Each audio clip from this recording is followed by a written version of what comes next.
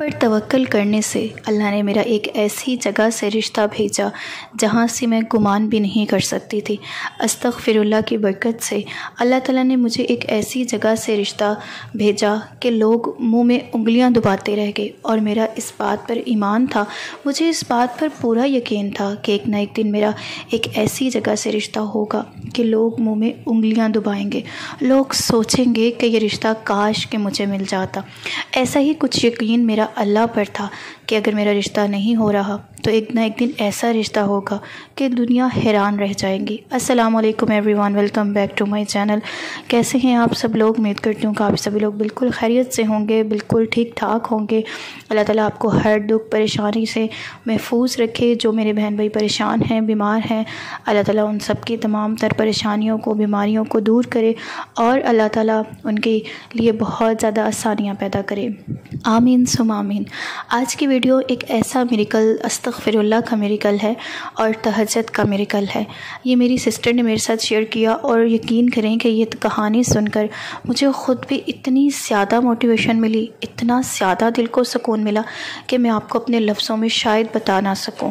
अल्लाह के ऊपर तवक्कुल के रास्तों ने कैसे उनकी ज़िंदगी को हमवार किया, कैसे उनकी ज़िंदगी को खूबसूरत बना दिया सिर्फ़ एक तवक्कुल करने से और अस्तग़फ़िरुल्लाह और तहज्जुद पढ़ने से। उनकी ज़िंदगी में किस कदर तब्दीलियाँ आई, किस कदर अल्लाह ने उनका साथ दिया, और वो लोग जो उनको बहुत बातें करते थे, अल्लाह ने उन तमाम लोगों के मुंह इस तरह से बंद करवाए कि जैसे वो कभी बोल ही ना सकें। इस तरीके से अल्लाह ने उनकी मदद की। तो अगर मैं शुरू में यही कहती हूँ कि अपनी दुआओं को जारी रखें, अपनी दुआओं को मांगना मत छोड़ें, ये ना कहें कि कबूल नहीं हो रही तो मुझे मिलेगा नहीं कभी, ऐसा नहीं होता। अगर आपके दिल से दुआ की तौफीक नहीं जा रही, आप मुसलसल दुआएं मांगते जा रहे हैं, अल्लाह से अपनी दुआओं को जारी रख रहे हैं, तो एक ना एक दिन अल्लाह आपकी झोली में वो सब कुछ डाल देगा। आप जब अल्लाह के ऊपर यकीन रखते हो तो फिर वो अल्लाह के हवाले चीज़ चली जाती है। तवक्कुल के रास्ते बड़े ही खूबसूरत रास्ते होते हैं। जब इंसान तवक्कुल के रास्तों पर चल पड़ता है तो ज़िंदगी आसानी की तरफ जाने लगती है, ज़िंदगी की राहें जो है वो हमवार होना शुरू हो जाती हैं। इंसान जो हर वक्त परेशानी में, दुख में मुब्तला रहता है, अपने फ्यूचर की टेंशन में रहता है, जब वो कहता है ना कि मेरे लिए सिर्फ मेरा अल्लाह काफ़ी है और अल्लाह जो करेगा वो सबसे बेहतरीन होगा, तो फिर अल्लाह ताला जो करता है वो उसके लिए सबसे बेहतरीन होता है और उसको बेहतरीन चीज़ के साथ नवाजता है। तो जब इंसान तवक्कुल के रास्तों पर चल पड़ता है और वह ये सोचता है कि इतनी बड़ी कायनात बनाने का मालिक जो है मेरी दुआओं को ज़रूर सुनेगा, तो एक ना एक दिन वो ज़रूर उनकी दुआएं सुनता है, उनको ज़रूर वो चीज़ें नवाजता है जिसकी वो शख्स ख्वाहिश कर रहा होता है। अपने दिलों को कभी भी इस चीज़ की तरफ माइल ना करें कि अल्लाह आपकी दुआओं को नहीं सुनेगा। मैंने देखा है कि जिस शख्स ने अल्लाह के ऊपर तवक्कुल किया है उसकी ज़िंदगी बहुत खूबसूरत हुई है और उसने वो चीज़ चाही है, जो चीज़ उसने चाही है वो उसको मिली भी है, अल्लाह ने वो चीज़ उसको अता भी की है। तो आप लोग ये बिल्कुल ना सोचा करें कि अल्लाह ताला हमें नहीं अता करा, लोगों को दे रहा, बड़ी आसानी से दे रहा है। किसी को कोई चीज़ आसानी से मिल जाती है और किसी को कोई चीज़ आसानी से नहीं मिलती, और जिसको कोई चीज़ आसानी से मिल जाती है तो वो इसलिए अल्लाह ताला उसको देता है, वो देकर आजमाता है। कुछ चीज़ें अल्लाह ताला देकर आजमाता है और कुछ चीज़ें अल्लाह ताला लेकर आजमाता है। तो जो चीज़ें आपको मुश्किल से मिलती हैं तो आप खुश हुआ करें, क्योंकि ज़िंदगी में मुश्किलात उन लोगों की आती है जिनको अल्लाह ताला पसंद करता है और अपने ख़ास बंदों में चुन लेता है। क्योंकि जब अल्लाह ताला किसी को दुख देता है ना तो फिर इंसान, दुख जब आता है तो अल्लाह के करीब चला जाता है। ऐसा ही है ना, जब इंसान को कोई भी परेशानी है, तवक्कुल के रास्ते बड़े खूबसूरत होते हैं। तो अल्लाह ताला जिनको अपनी लिए चुन लेता है, अपने ख़ास बंदों के अंदर चुन लेता है, अल्लाह ताला उन्हीं को जो है वो इन रास्तों के ऊपर चलाता है। तो अब स्टोरी स्टार्ट करते हैं आज की। कल मुझे एक मैसेज आया और उन्होंने मेरे साथ अपनी स्टोरी शेयर की और उन्होंने कहा, अस्सलाम वालेकुम आपी, मैं आपके साथ अपनी स्टोरी को शेयर करना चाहती हूँ। आज से कई साल पहले जो है वो की बात है कि मेरा रिश्ता नहीं होता था। कहती मेरे सारे बहन भाइयों की शादी होगी और मैं अपने सब बहन भाइयों में से छोटी थी, और इसी दौरान जब मेरे बहन भाइयों की शादी हुई तो मेरे अब्बू का इंतकाल हो गया। अब कहती जब अब्बू का इंतकाल हो गया तो आपको पता है कि भाई जो होते हैं ना वो थोड़े से बदल जाते हैं। कहती वैसे तो मेरे भाई बहुत अच्छे थे और बहुत अच्छे भी हैं, लेकिन फिर भी थोड़ी बहुत उनके अंदर जो है वो चेंजिंग आ गई।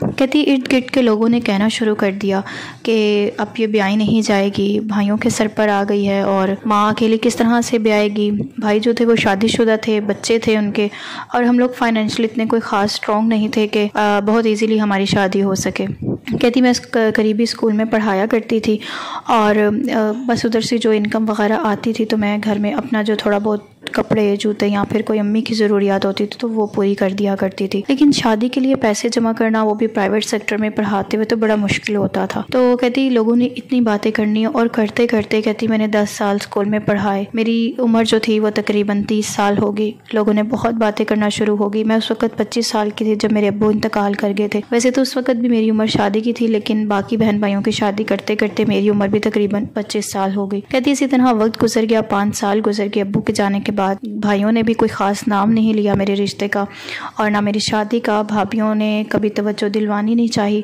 और अम्मी जो थी वो काफ़ी ज़्यादा फ़िक्रमंद रहती थी कि उनकी ज़िंदगी में मेरी शादी हो जाए। कहती मैं सारे बहन भाइयों में से बहुत खूबसूरत और पढ़ी लिखी भी थी, लेकिन फिर भी कोई अच्छा रिश्ता नहीं आता था। अगर आता था तो हमारे मुताबिक नहीं होता था। कि जाहिर सी बात है अम्मी को ये था कि मैं अच्छे घर में चली जाऊँ ताकि कोई कल को परेशानी ना हो, कोई मसला ना हो। अगर हो भी तो मैं इतनी फाइनेंशियली स्ट्रॉन्ग हूँ कि मैं अपने मसले मसाइल ख़ुद देख सकूँ, ताकि हम लोगों को वापस अपने भाइयों की तरफ देखना ना पड़े।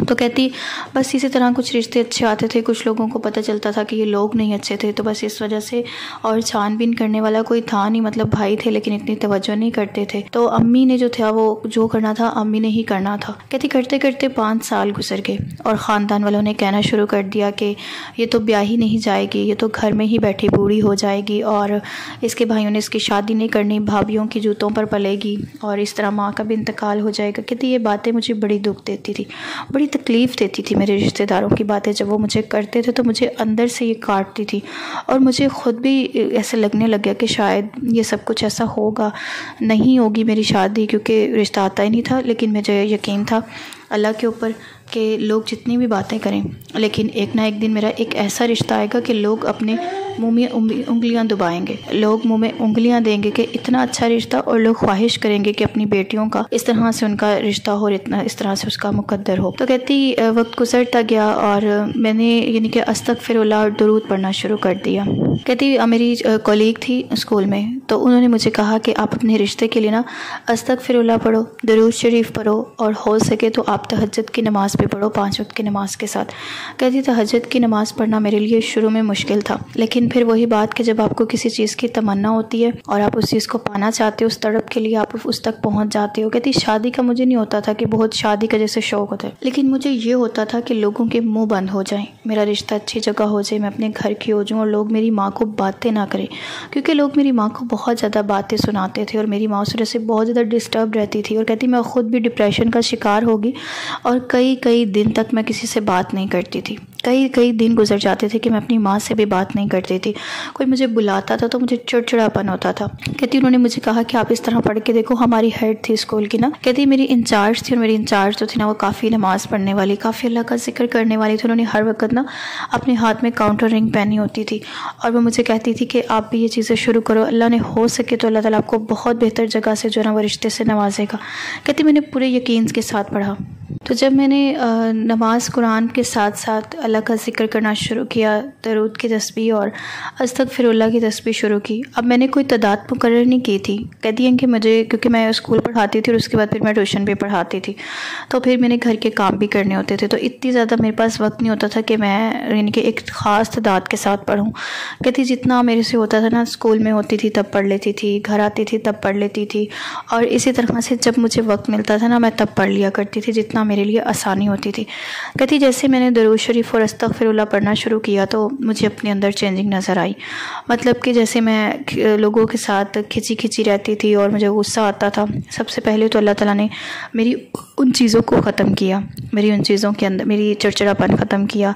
मुझे एक दिली सुकून मिलने लगा और मेरा अल्लाह के ऊपर तवक्कल और ज़्यादा मजबूत होने लगा कि मेरी तबीयत में अब बेहतरी आने लगी है, मेरी तबीयत में चेंजिंग आने लगी है। कहती मैंने उनको अपनी कॉलीग को जाके बताया और उनको मैंने कहा कि इस तरह से मुझे पुरसुकून होने लगी हूँ मैं। तो उन्होंने मुझे कहा कि सूरत रहमान पढ़ा करें, आपसे एक मरतबा पढ़ी जाती है तो अपनी ज़िंदगी में एक मरतबा ज़रूर शामिल, यानी कि दिन में एक मरतबा चाहे पढ़ें, लेकिन पढ़ें ज़रूर। 2 मरतबा 3 मरतबा जितनी आपकी हिम्मत होती है आप उतनी पढ़ो। सूरत रहमान का भी मौज़ा देखना, अल्लाह ताला बहुत अच्छा करेगा। कहती मैंने सूरत रहमान भी मोबाइल के ऊपर जो है ना वो कर लिया, और मैं अगर स्कूल में टाइम मिलता था तो मैं सूरत रहमान भी दिन में 1 मरतबा लाजमी पढ़ लेती थी। कहती 1 मरतबा से ज़्यादा नहीं मैं पढ़ती थी। तो सूरत रहमान पढ़ती थी और 5 वक्त की नमाज़ों की मैंने पाबंदी कर ली। कहती मैंने ख़ुद को इन चीज़ों के अंदर जो है ना वो बस रख लिया कि बस अल्लाह ताला जो है ना वो बेहतर करेगा। मैंने सब कुछ अल्लाह के हाथ में छोड़ दिया कि अल्लाह ताला जो करना है आपने करना है। मेरी माँ की और मेरी परेशानियों को दूर करने वाली सिर्फ़ तेरी ही साथ है। कहती मैं इस यकीन के साथ, और मैंने तहज्जुद के वक्त ऐसे रो रो कर दुआ मांगती थी कि मेरी जाए नमाज भीग जाया करती थी कि अल्लाह ताला मेरा ऐसा बेहतरीन रिश्ता दिखा कि बस दुनिया देखे। कहती मुझे बस ये था कि मेरा अच्छी जिस जगह से रिश्ता है कि जो कहती थी ना कि हमने इतना वेट किया और हमें कोई अच्छा रिश्ता नहीं मिलेगा, कि अच्छे रिश्ते के इंतज़ार में आप लोग जो है वो आए हुए रिश्तों को भी ठुकराते हैं। कहती लोग इस तरह से बातें करते थे। तो मैं उनको दिखाना चाहती थी कि नहीं, अल्लाह ताला आपको बेहतर से बेहतरीन नवाजता है अगर आप उसकी ज़ात के ऊपर यकीन रखते हो, उसके ऊपर भरोसा रखते हो। कहती मैं ये चीज़ें बस लोगों को दिखाना चाहती थी कि ज़रूरी नहीं होता कि अगर आप कोई चीज़ अगर आपको देर से मिल रही है तो वो बेहतर नहीं होगी। ज़ाहिर सी बात है हर इंसान अपने लिए जो है वो बेहतर चूज़ करता है। तो कहती अल्लाह ताला ने मुझे जो है वो एक दिन हमारे घर में एक ऐसा रिश्ता आया। कहती एक ऐसा रिश्ता आया कि मैं ख़ुद भी हैरान रह गई। कहती एक आंटी आई हमारे घर में तो उन्होंने कहा कि इस तरह से हमारे जो ना वो रिलेटिव में एक लड़का है जिसकी वालिदैन तो वफ़ात पा चुके हैं और उनके बहन भाई जो है वो उसकी शादी करना चाहते हैं, लेकिन वो लड़का दुबई में रहता है और वो चाहता है कि मैं अपनी बीवी को जो है वो अपने साथ रखूँ, और उसके बहन भाई भी यही चाहते हैं कि उसकी बीवी जो है ना वो उसके साथ रहे, उसका ख्याल करे, क्योंकि वो सबसे छोटा था। सारे बहन भाई जो थे वो शादीशुदा थे, सिर्फ वो अकेला दुबई में रहता था, और बाकी जो थे वो माँ बाप का घर जो यहाँ पर था वो भी बंद पड़ा हुआ था, ताले थे उसके ऊपर, क्योंकि बहनें थी उसकी और भाई जो थे वो भी दुबई में ही थे, और वो शादीशुदा थे, वो भी अपनी बीवियों को साथ लेकर गए हुए थे। तो कहती अब ये रह गया था, और मेरी अम्मी को जैसे ही रिश्ता पता चला उन्होंने सारा जो था वो खुद जाकर घर वालों से मिली, उसकी बहनों से मिली और देखा, लड़के को देखा। लड़का उस वक़्त पाकिस्तान आया हुआ था, तो लड़के से बातचीत की सारी, तो फिर उन्होंने यही कहा कि हम लड़की को साथ लेकर जाना चाहते हैं, क्योंकि मैं शादी ही इसीलिए कर रहा हूँ कि मेरा घर बस जाए और मेरे साथ भी कोई हो, मेरा लाइफ पार्टनर हो। कहती अम्मी ने जो था वो कहा कि ठीक है हम लोग शादी कर देते हैं, लेकिन हम लोग इतनी धूमधाम से नहीं कर सकते। तो उन्होंने कहा कि हम लोग सारा इंतज़ाम जो ना वो हम खुद ही करेंगे, आपको कुछ भी टेंशन लेने की ज़रूरत नहीं है। कहती आप यकीन करें आप ही, उन्होंने मेरी शादी का सारा ख़र्च खुद उठाया, मेरे भाइयों के ऊपर कोई बोझ नहीं डाला। जो लोग ये कहते थे कि मैं भाइयों के सर पर पड़ी रहूँगी और भाई मुझे ब्याहेंगे नहीं, आप यकीन करें कि अल्लाह ताला ने अस्तगफिरुल्लाह दरूद के ऐसे मौजज़ात दिखाए कि मैं अपने भाइयों का 1 रुपया भी मुझ पर नहीं लगा। कहती जो थोड़ी बहुत मेरी सेविंग थी जो मुझे लेना था वो मैंने अपने पैसों से लिया, बाकी फ़र्नीचर ये वो सामान उन्होंने कुछ भी नहीं लिया, और सब कुछ मेरे हस्बैंड ने ख़ुद अरेंज किया, और मेरी शादी भी काफ़ी अच्छे धूमधाम से हुई। उसके बाद मेरा वीज़ा प्रोसेस जितनी देर लगा वो मेरे साथ यहाँ पाकिस्तान में रहे। जैसे ही मेरे वीज़े का जो था सारा सिलसिला, मेरे पेपर्स कंप्लीट हुए, उसके बाद फिर वो मुझे अपने साथ ही लेकर गए थे, नहीं तो उससे पहले वो पाकिस्तान में मेरे साथ ही थे। मैंने एक दिन भी उनके बगैर नहीं गुजारा। कुछ लोग ये कहते थे कि अब ये दुबई का रिश्ता आया है तो वो यहाँ पर छोड़कर चला जाएगा और ये यहाँ पर बैठी रहेगी, लेकिन कहती ऐसा बिल्कुल नहीं हुआ। कहती मैं अब ज़िंदगी बहुत ऐश के साथ गुजारी हूँ। मुझे अल्लाह ताला ने 2 बेटों से नवाजा हुआ है इस वक्त, और माशाल्लाह से वो भी 4-5 साल के हो चुके हैं। तो कहती है कि अब वो लोग जो मेरे रिश्तेदार मुझे बातें करते थे, अब मैं दुबई में यहाँ पर घूमती फिरती हूँ। दुबई के अलावा भी मैं मुख्तलिफ़ ममालिक में जाती हूँ, घूमती फिरती हूँ, और अपना जो है वो कभी मैं पिक्चर्स वगैरह स्टेटस पे लगा लूँ तो लोग जो है ना वो काफ़ी ज़्यादा इस चीज़ पर हसद करते हैं, तो मैंने वो भी चीज़ अब करना छोड़ दी है। तो कहती जो लोग मुझे बातें करते थे अब वो लोग मुझे फ़ोन करके कह रहे होते हैं कि अगर ऐसा कोई रिश्ता हो, तुम्हारी ससुरालियों में कोई रिश्ता हो तो हमारी बेटी के लिए ज़रूर बताना। तो कहती वो लोग जो मुझे कभी दूध काटते थे और मुझे बातें सुनाते थे कि मेरा तो रिश्ता ही नहीं होना, मैंने भाइयों के सर पर पड़े रहना, तो वो लोग आज मुझे अपनी बेटियों के रिश्तों के लिए कह रहे होते हैं कि अगर उनके मेरे ख़ानदान में कोई अच्छा रिश्ता हो तो मैं उनकी बेटियों के लिए भी ऐसा रिश्ता ढूंढ कर उनको दूँ। तो कहती ये सब कुछ एक तवक्कल के मंजिल पर था, तवक्कल के रास्तों पर चलने की वजह से मुझे मंजिल मेरी वो मिली जिसकी मैं ख्वाहिशमंद थी। तो कहती मेरा मकसद यही था आपके साथ अपनी स्टोरी शेयर करने का कि बहुत सारी ऐसी लड़कियां परेशान बैठी होती हैं जिनके रिश्ते नहीं हो रहे होते और वे रिश्तों की वजह से बहुत परेशान रहती हैं। तो आप उनको ये मेरी स्टोरी सुनाएं कि अल्लाह ताला जब देने पर आता है ना तो फिर अल्लाह ताला ये नहीं देखता कि किसी की उम्र कोई 30 साल है, 32 साल है या फिर वो कम सिन है। जब अल्लाह ताला ने आपको अच्छी जगह से रिश्ता नवाजना होता है तो फिर अल्लाह ताला आपको नवाज देता है। अल्लाह ताला ने जब आपको कोई चीज़ देनी होती है तो वो फिर वो ये नहीं देखता कि आपको किस टाइम और कब देनी है, बस वो आपको दे देता है जब उसका चीज़ देने का वक्त मुकर्रर होता है।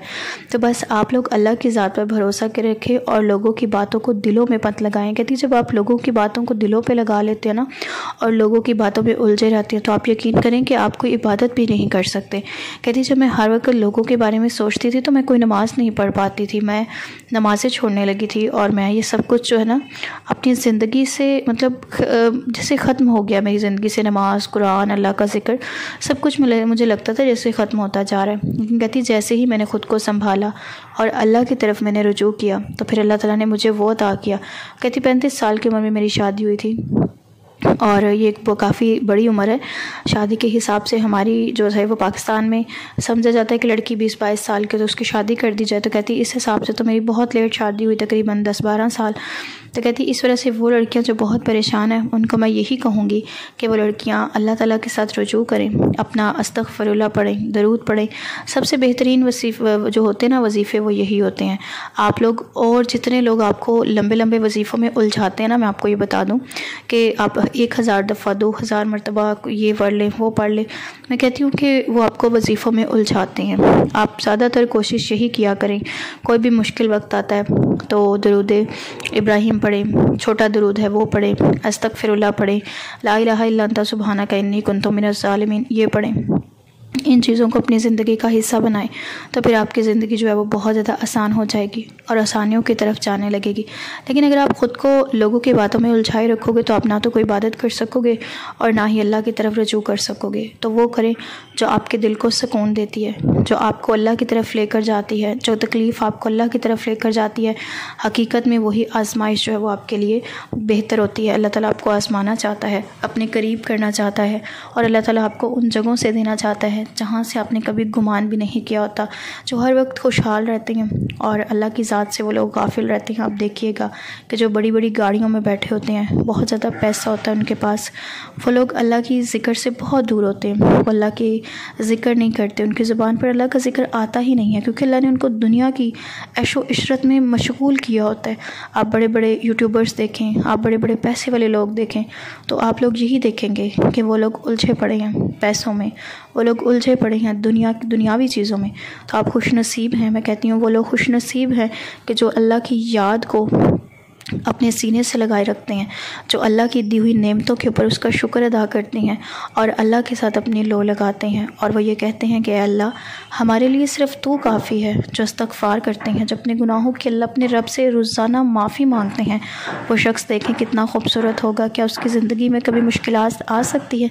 थोड़ा सा अगर आपको नॉइज़ आ रहा हो मेरी वीडियो के अंदर तो माज़रत चाहती हूँ। यहाँ पर जो है थोड़ा बहुत मेरे ख्याल में कंस्ट्रक्शन का काम चल रहा है और मेरी वीडियोज़ को पसंद करने का बेहद शुक्रिया आप लोगों का, जो लोग मेरे से कांटेक्ट करते हैं, मुझे अपनी स्टोरी सुनाते हैं।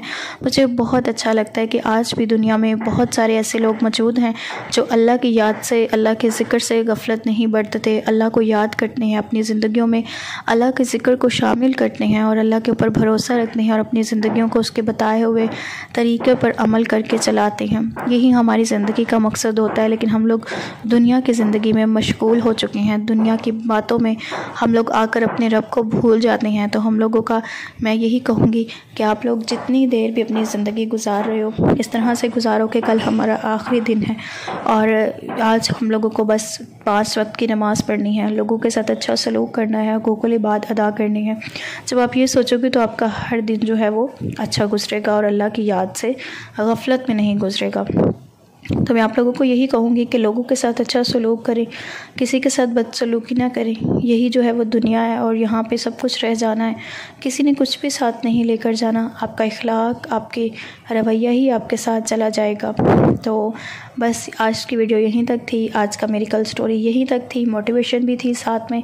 वीडियो पसंद आ जाए तो मुझे ज़रूर बताइएगा। मिलती हूँ किसी और नेक्स्ट वीडियो में, तब तक के लिए अपना बहुत सारा ख्याल रखिएगा और अपनी स्टोरीज़ मेरे साथ ज़रूर शेयर कीजिएगा मेरे इंस्टाग्राम के ऊपर, ताकि हो सकता है कि नेक्स्ट स्टोरी आपकी हो। अल्लाह हाफ़िज़।